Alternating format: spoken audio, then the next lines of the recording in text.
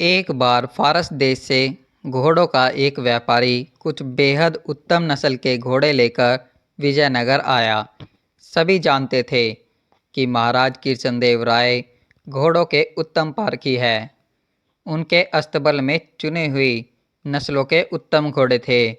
महाराज ने फारस के व्यापारी द्वारा लाए गए घोड़ों का निरीक्षण किया तो पाया कि वे घोड़े दुर्लभ नस्ल के हैं। उन्होंने व्यापारी से सभी घोड़े खरीद लिए क्योंकि वे अपनी घुड़सवारी सेना को और मजबूत व सुसज्जित करना चाहते थे। जब घोड़ों का व्यापारी चला गया तो महाराज ने अपनी घुड़सवार सेना के चुने हुए कुछ सैनिकों को बुलाया और एक एक घोड़ा देते हुए उसकी अच्छी तरह देखभाल और उसे भली भांति प्रशिक्षित करने को कहा। साथ ही यह भी कहा कि घोड़ों के प्रशिक्षण व भोजन आदि का सारा खर्च राजकोष वहन करेगा। तेनालीराम को जब यह पता चला तो वह भी महाराज के पास पहुंचा और एक घोड़ा अपने लिए भी मांगा। उसे भी एक घोड़ा दे दिया गया। तेनालीराम ने घोड़े को घर लाकर अस्तबल में बांध दिया, लेकिन उसे न जाने क्या सूझा कि उसने अस्तबल के सामने की ओर भी दीवार उठवा दी। अब अस्तबल की स्थिति कुछ ऐसी हो गई थी कि न तो वह घोड़ा कहीं बाहर जा सकता था और न ही कोई उस अस्तबल में प्रवेश ही कर सकता था।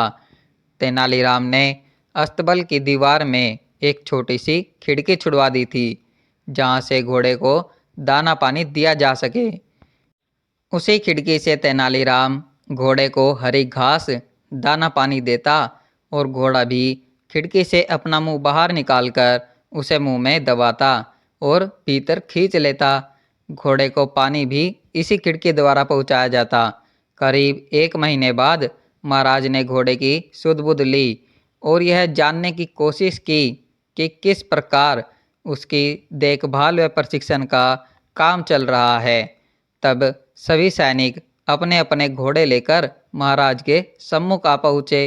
हृष्ट पुष्ट व भली भांति प्रशिक्षित घोड़ों को देखकर महाराज बेहद प्रसन्न हुए, लेकिन तभी उन्होंने पाया कि तेनालीराम और उसका घोड़ा कहीं दिखाई नहीं दे रहे।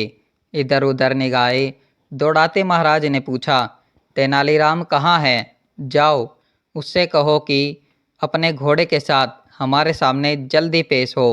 एक सैनिक तेनालीराम के घर की ओर दौड़ा और उसे महाराज का संदेश दिया कि जल्दी से जल्दी घोड़े को लेकर उनके सामने हाजिर हो जाए।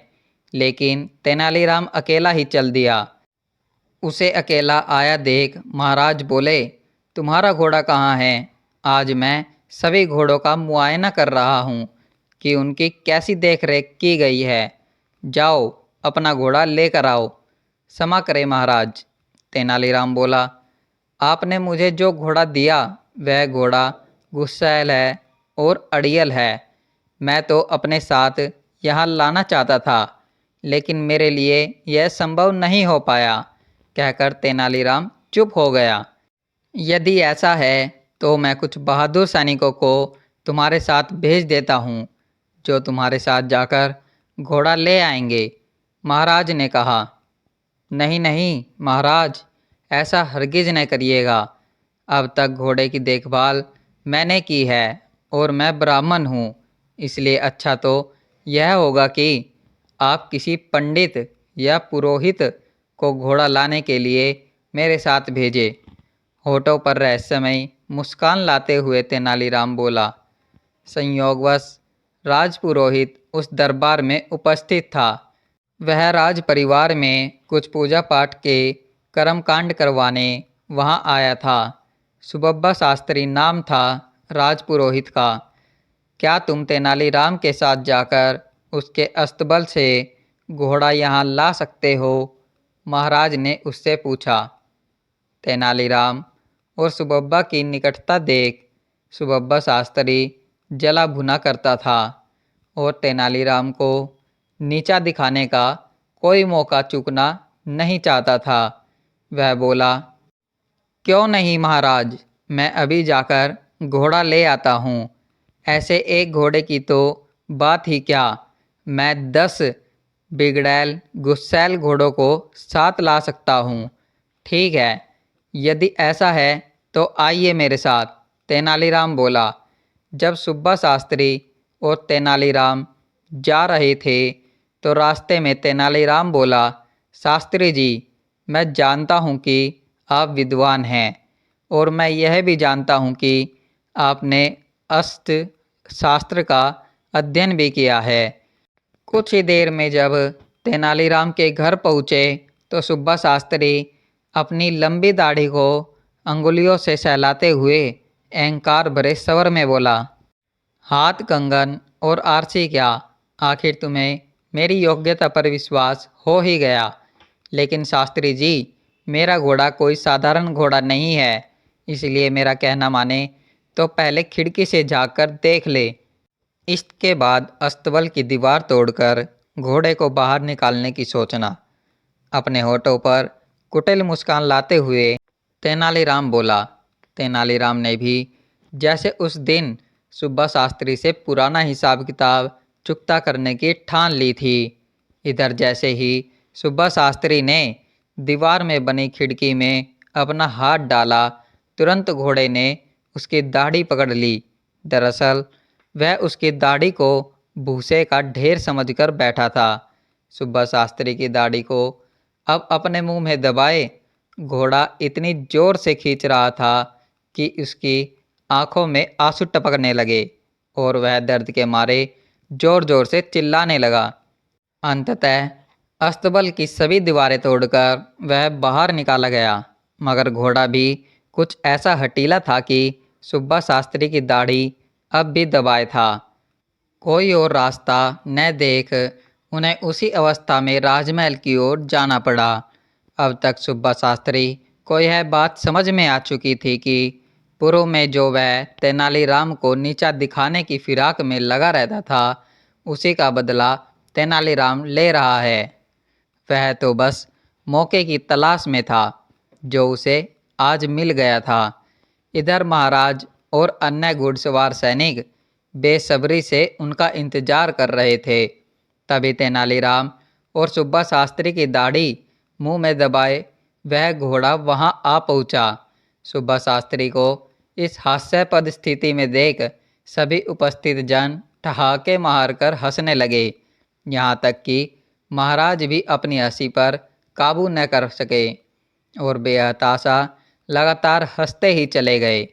लोगों को इस प्रकार हंसते देख वहां मौजूद घोड़े भी तरंग में आकर हिनहिनाने लगे। तेनालीराम का घोड़ा, जो सुब्बा शास्त्री की दाढ़ी मुंह में दबाए था, भी यह देखकर हिनहिनाने लगा। जैसे ही घोड़े ने अपना मुंह खोला, दाढ़ी मुक्त हो गई। सुब्बा शास्त्री ने चैन की सांस ली। तभी एकाएक अपनी हंसी को रोक महाराज गंभीर हो गए और बोले, तेनालीराम, मुझे इससे कोई आपत्ति नहीं कि लोगों को हंसाने के लिए हास परिहास किया जाए, बल्कि यह तो अच्छा ही है क्योंकि हंसना स्वास्थ्य के लिए उत्तम होता है।